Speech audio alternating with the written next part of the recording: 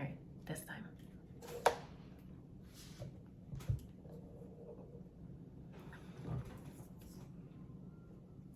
Welcome to Unwind Podcast. We're your hosts, Maritza and Melinda, guys. Hi, guys. Here we go. Another episode. Ladies, guys. Everyone. Another episode. So today's going to be, I think, an uneasy one, but a good one. Not uneasy like we don't want to talk about it. It's uneasy because I think a lot of people don't talk about it. Yes. Right? It's, I guess, somewhat of a taboo conversation. Yeah.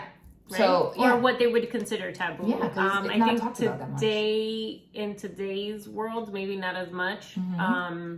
But intimacy. Yes, that is our topic, intimacy. Yes. And before everyone's like, oh my gosh, they're going there. We're actually going to talk about intimacy, not just being about sex. No. So relax. I think it's very crucial, right? Because intimacy can be defined in so many ways. Yes. You know? Letting somebody in. Yes. Yes. Comfort. Your comfort. Your comfort. Ooh, I like that. It's intimacy. That's why it's very careful. Like, you have to be very careful who you let into your circle. Yes. It can be a friend, a relationship, right? That is why I think that a lot of times men and women can't necessarily be friends sometimes. I mean, it can work. Yes. I'm not saying that it can't, but that is one of the reasons, right? Because when you become personal and you let somebody into your deep part of your soul that you just don't let anyone in. Her and I, we talk about things that we may not talk to other girlfriends or our partners sometimes, right? When you're frustrated and stuff, sometimes you can be your true authentic self with a friend, maybe from an outside. So intimacy is not only like touch. It's not. It's also like I think it's a connection, right? It's the connection you feel with somebody that you put your guard down and you're like, okay, you know what? I feel safe. I'm gonna let you in. Yes. And it's like just being raw of who you are. Yeah. Right? And I think that's the hard part because you're always trying to put your best foot forward, right? In life with everyone. But then when you do that, I feel like sometimes you lose who you are, right? Yes. So like if you're a clown with your family and everyone knows you as that like funny person, why is it that when you go with other people, you're like, oh, I can't be this way because maybe they're not gonna like me this way. Yeah. Or they don't get my sense of humor, or you know what I mean? So like for me, intimacy, I think for me, it's huge of who I let in. Yes. Right? I'm very guarded. Very protected of who I let in, what I share, even like in relationships, you know what I mean? Like, I think even like in my own marriage, it's still like, you know, like sensitive, like, so, you know?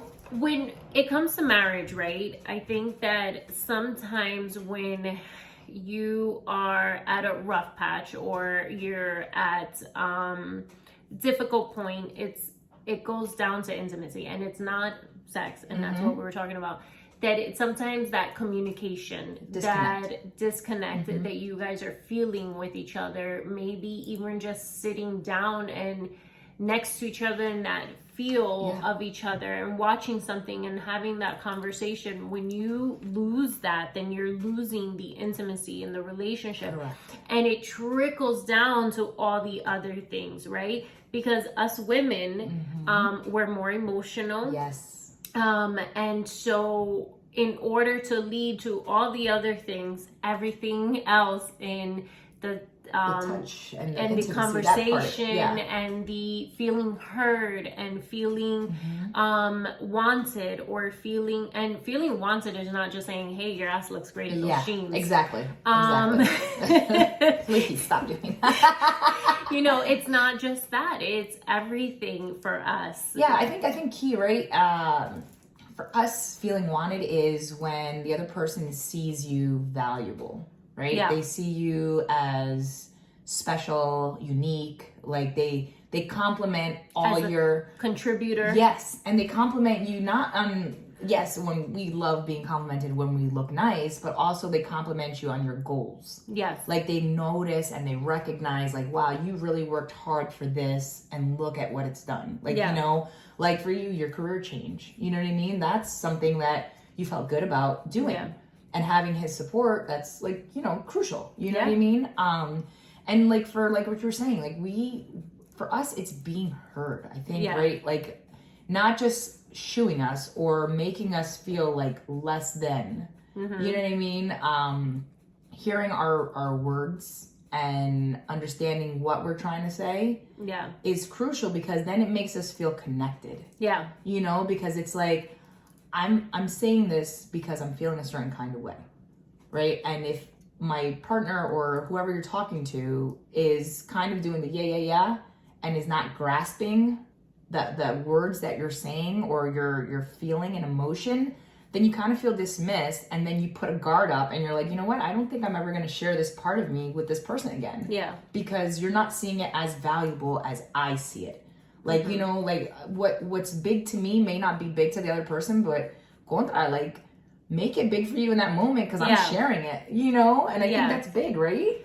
Yes, absolutely. Like you want to feel that your opinions, that your thoughts, and that your emotions are valued and are important. And when someone says that's not a big deal, or that brush it off, or really, is that what you're upset about, or really, like that's not a big it is. Listen, acknowledge, and work on it together. I think that so that's right, the intimacy, but then overall, right, when you let somebody in, a friend or relationship, obviously that's what we're talking about, but also with a friend, right, when your friend doesn't acknowledge you, then kind of friendships drift apart, right? Because when you let somebody in your circle, how many times have we probably been there, right? We let somebody in our circle and then we're just like, maybe not. Maybe not. Maybe not. Maybe not. Maybe you can't be in our circle. But it's true, because I think you and I are in that aspect, we're very similar, where we're willing to let people in, right? But then it's almost like when we share, we don't like being shunned. Like, you know what I mean? Like, oh, that's nice. And then you're like, what the heck? Like, I just shared something really deep with you, and that's that's it. So then you kind of put a guard up and you're like, okay, now I know you're that person that you just want me to listen. Yeah. And you don't want me to say. Yeah. You know what I mean? So then it's kind of like, okay. And you kind of like start differentiating. Yeah. Like who's who, you know? Exactly. And you don't need, and if you have a friend that's a yes person, you need new friends. Yeah, we talked about that. We talked about that. Yeah. You want to be heard. You also want someone that will give you good sound advice. Yes. Sound advice is someone who is coming from non-emotional aspect. A non-emotional aspect, someone that is also coming from a neutral. Yeah. For example, my dad is someone that's very neutral. That's good. Juan, believe it or not, is very neutral, but he will go hard, right? If somebody hurts me, then he doesn't like that person either. Well, yeah, that's the reason. Yeah. But sometimes he's like, Melinda, really, like, he'll listen to me, and you know, so you need these kind of people, right? You need people that will be neutral, who will not give too much of their input. Yeah. Or their feelings on it. What they want you to do. What they want you to do, or your feelings about it. I remember I had a friend that, you know, like this, and then maybe other people didn't like that friend. But when I, you know, brought it up to my family, they were just like, you know what? Yeah. They what's the word?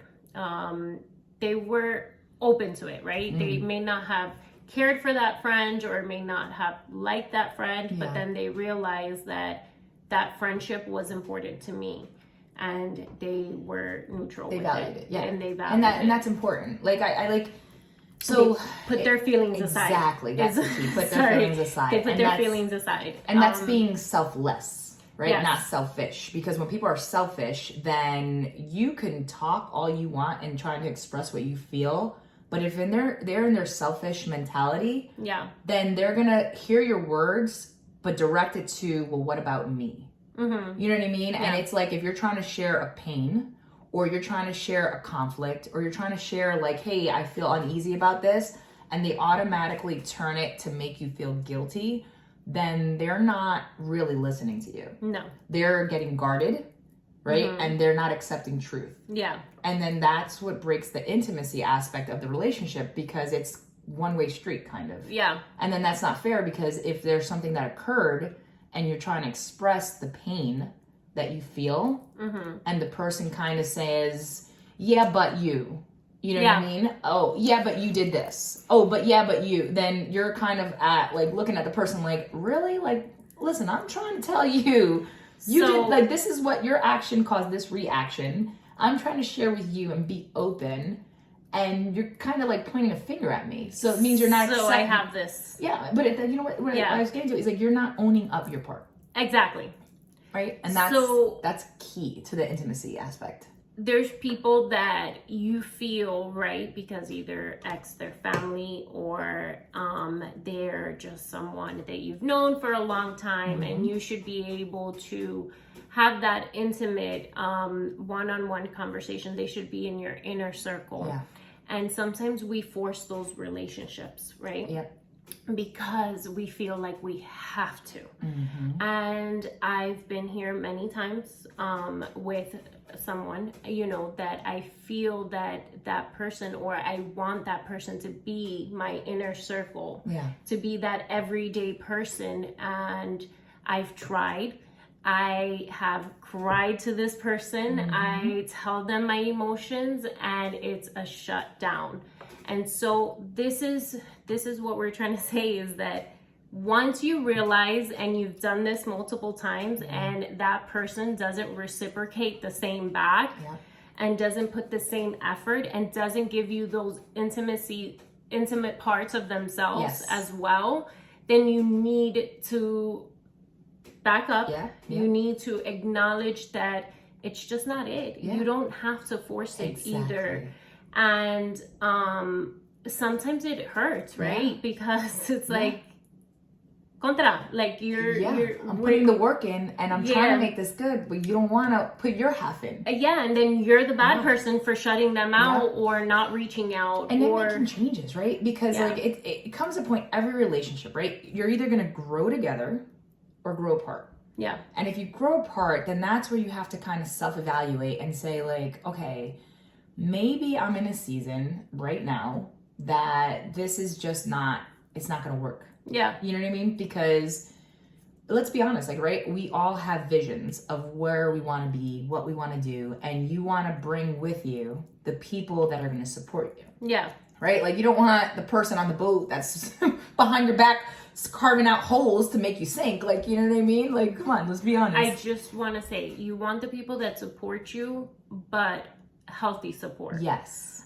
Because there is people that will cheer you on to your face and not be there and tell you this is wrong. Yeah. You're going in the wrong direction. There's people that will tell you, great job, you're doing great. And then the people who are raw and honest with you will will cheer you. Like, you don't want to be there with them because they're negative, or they tell you bad things. But then when they're real with you, you don't like it, you know? So you distance yourself or whatever. You need someone that is going to be real with you and reciprocate the same as well. And I'm not telling like someone that's going to attack your every decision or your every move. No, but there's healthy conversation, right? Yeah. So like, if you're one that you're always setting goals and you're in a relationship and you're like, hey, I have this idea and I want to go do this, this is that, you know, and you're like on go, sometimes it's good when you have the balance of they're like, okay, I hear you, but let's look at all of it. Yes. Right? Like the financial aspect of it, like the challenges of how many hours you're going to be at the house, like everything. And that's the person that you want to kind of ground you. Yes. To be like, okay, you're supporting me and you're just asking me now to look at everything as a whole. That's healthy, right? Yeah. Because it's not like they're saying like, no, you can't do that because you're not going to be home. You're not going to be like, there's a way to do it. You know what I'm saying? Absolutely. Because it's like if you're excited about something and someone's like, well, no, because you're going to be at the house and now it's going to cost us this. And that, like all of a sudden that happiness turns to, I don't think I want to share anything else with you now. Yeah, you know, exactly. Versus where somebody says to you like, hey, I love your idea. Now let's sit down and let's see how it'll realistic affect, goals. Exactly. Affect it as a whole. Like let's go through the process together. Yeah. That makes somebody feel like engaged. Like you're like, wow, you're with me on this ride versus, man, you just shut me down. Yeah. Like I didn't even finish my sentence and you're already making me feel like negative, you know? Yeah. And that's what we're trying to say, right? Like when you get excited about something and that intimacy with the person you're sharing with, you want them to feel that happiness with you and also be real with you, right? Yeah. Like you don't want it to be an automatic shutdown because then it turns into, well, I don't feel like sharing this with you anymore. Like now I'm going to find somebody else that shares the joy with me, that's going to be real with me. And then you're kind of now closing a door that you may not want to close, but you have to be also real and talking to that person of why you're feeling a certain kind of way. Yeah. You know, and I think that person has to be willing to own up to like, man, you're right. I do that to you. Like, let me work on that. You know, I don't want this relationship that we have to end.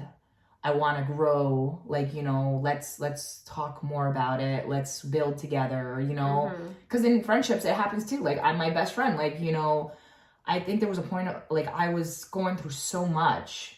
And she was real with me. She's like, Maritza, like, I need you. Stop. Pause. And she was like, I just feel like I know you're going through a lot, but I need you here to listen to me in this moment. And I was like, okay, you're right. And I was like, I'm sorry. Like, I was like the horse with the blinders because I was going through so much right now that I felt drained. But I was like, you're right. Like, I need to pause. Like, what's going on? Yeah. You know what I mean? And my full attention and focus was on her and the conversation and what she was going through. And part of me was like, I was like, man, like, I'm sorry. I didn't even see that you were really going through this, right? Yeah. Because sometimes that happens to us. Like we're so engulfed in what we're going through that we forget. But also your friend stopped you, right? Because sometimes then you become hurt and do not tell your friend, and then that's how you drift apart. Yeah. It's different when you tell your friend or the person you're with, I feel this way, and then nothing gets fixed. Exactly. So, you know, that's just like with your friend, like she told you, all right, I know you're going through a lot, right? But I need your full attention on me right now. And it's okay to do that. And what I tell you, right? Owning it. Like I owned it. Like I was like, man, you are right. Like I am so sorry. And I try, like, you know what I'm saying? Like that's the stuff, like, I think it's big of a person to own when they do something and recognize it and try to change it. Than somebody who kind of ignores it and they expect the other person to kind of work around it. Like that's not fair in any relationship. And then that's what causes a rift. Right? Because it's you got to kind of always be in it together, right? No matter what relationship it is, you have to kind of be willing on both ends, you know? Of course. And I think that's the key to the intimacy. Like for like now, like actually like talking about like intimacy. Like I think for women, when we feel vulnerable and so close and connected to our, you know, partner or spouse, that's when we're more willing to go that extra intimacy level, right? But when we feel uneasy or kind of not that connection, then we kind of put a guard on. Like, we're super guarded. Like, okay, you want to get intimate in that way, but like I don't feel that connection. And you're making me, like, then you just kind of do it to just do it. And then it's not fun. So then you're kind of like, okay, like we need to work on this. And they'll feel that, right? Yeah. They'll say, oh, you're not into it every time you're never into it. And it's just like, yeah, because I just like brush whatever I'm feeling aside, and then, you know, not enjoying it. And it's just like, oh, let's get this over with. To say que cumplí, right? Yeah. And then that's not fair to anybody. That's not fair to you. No, exactly. It's uncomfortable. You're going through emotion and you don't want to go through emotion. Like, it's when you're connected, like in that level of intimacy, and then you bring that intimacy into the other intimacy, it is, right? It is mind blowing. Like, you know what I mean? But it's work. Like, it just doesn't happen. It's work. Like, you really have to put the work in on all levels, right? Yeah. Because, like, for marriage, it's constant communication because things change, especially if you have kids. Like, it's not just, like, you know, the honeymoon phase, it was just you and your spouse. And like, oh, everything's great. And then all of a sudden it's like 1 kid, 2 kids, 3 kids. Oh, this is there. And you have to work at pause. It's that fairy tale syndrome, right? Yeah. You think everything is a fairy tale. But if you notice, they don't have kids. Yes. Well, they do, and they have nannies. And I don't know how everybody got there, but my budget does not afford a nanny. No. I'm the nanny. I am the maid. Like, you know, I'm the chef in the house. So it's that partnership. It's work. It's being on the same page of wanting the same thing. Yes. And working together to get to that level. Yep. Like, you know, I always emphasize this. I say, even if you're married, don't stop dreaming, right? Yeah. Individually and then together, because just because you've married somebody doesn't mean you have to stop your goals, right? Yeah. It's now you have somebody to talk your goals over with, and then support one another to get to those goals. Because I think the worst thing is being in a relationship and then having resentment. Yes. You know what I mean? Like, resenting, I could have done this, but, or I should have done this, but. Don't, like, my grandmother, may she rest in peace, her words to me was always, don't live your life in regret. Yes. She always said that to me. You know, and that's hence why I joined the Marine Corps. But you know what I mean? It's one of those things that those words stuck with me because you really are only here for a season. Yeah. Right? And for me, it's like, make the best of what you can while you're here. Yes. And don't, like, turn 80 years old and be like, man, I wish I did this. Yeah. You know what I mean? At this age. No, you're this age right now, right? If you're whatever age you are and you have a dream, sit down. Talk to your partner about it and say, hey, I have this in my heart. I really want to accomplish this. Yes. And get there together. Like, I want to go back to school. Yeah. I want to do this. I want to change careers. I want to, fine, let's do it. Yeah. You know, like. But work on it together. Yeah. Work on a realistic goal. Yeah. If it's going back to school, right? Yeah. Maybe one class at a time. That way you can pay for it out of pocket. Is it in your budget for you guys? You know, things like that.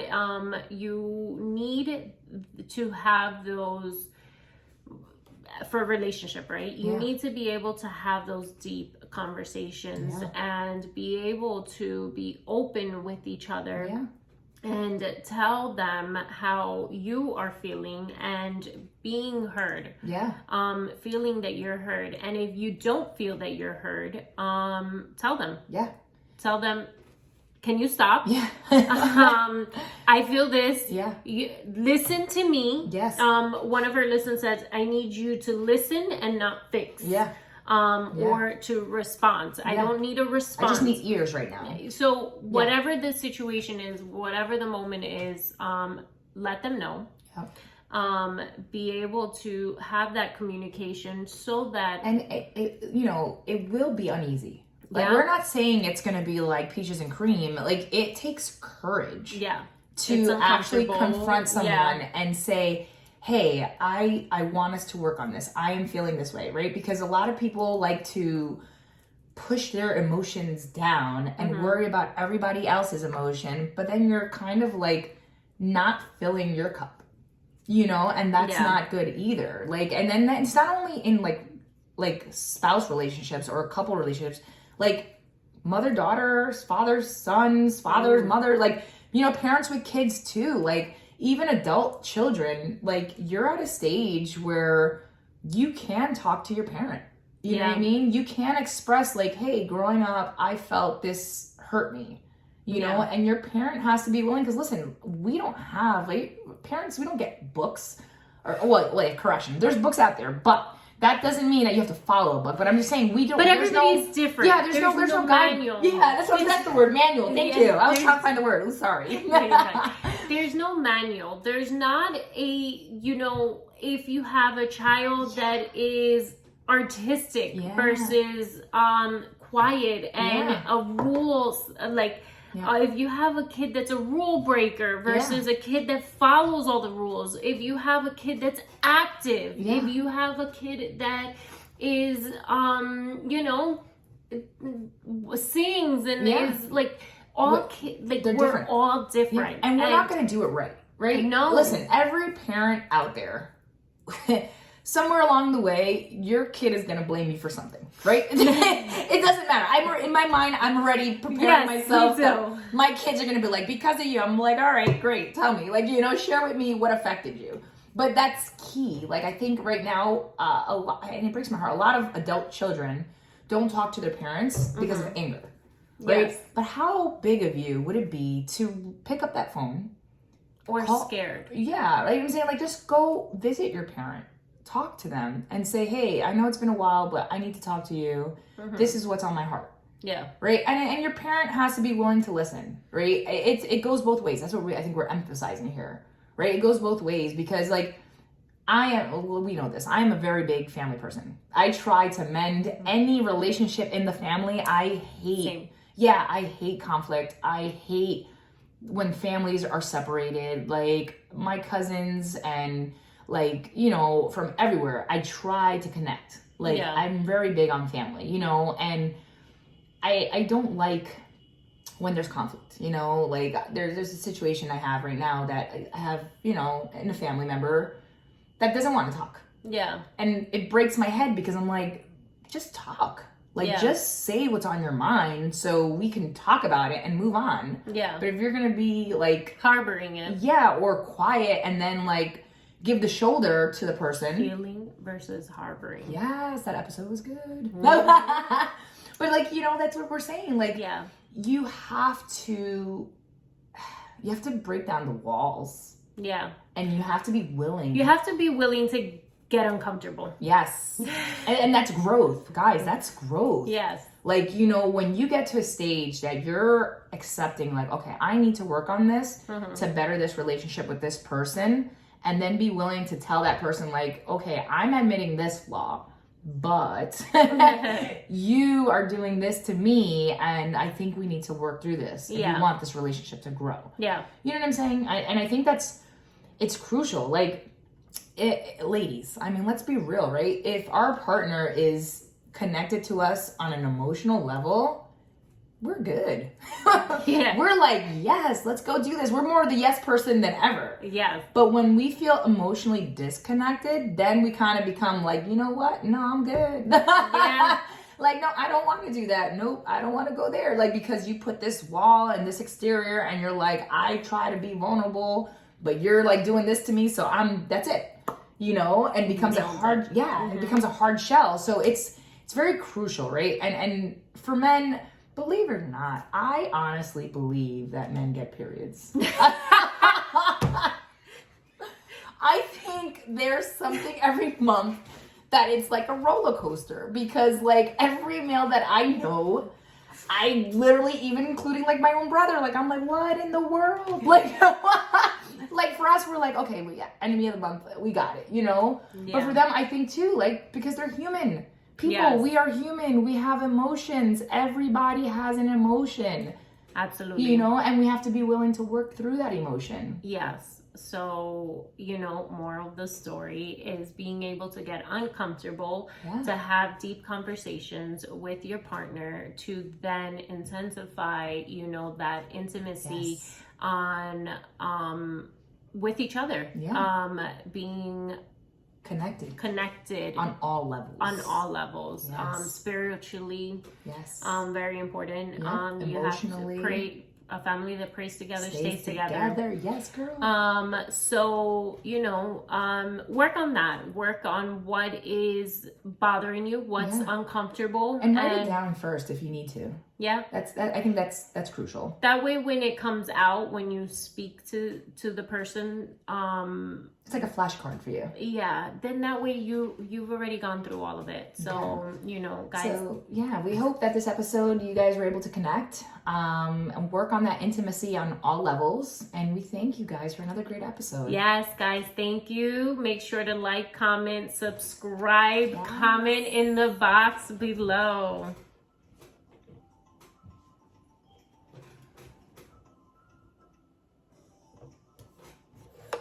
That was a good one. Yeah. That was a good one. Yeah. I liked it. That was good. You want to do it for one more? Oh.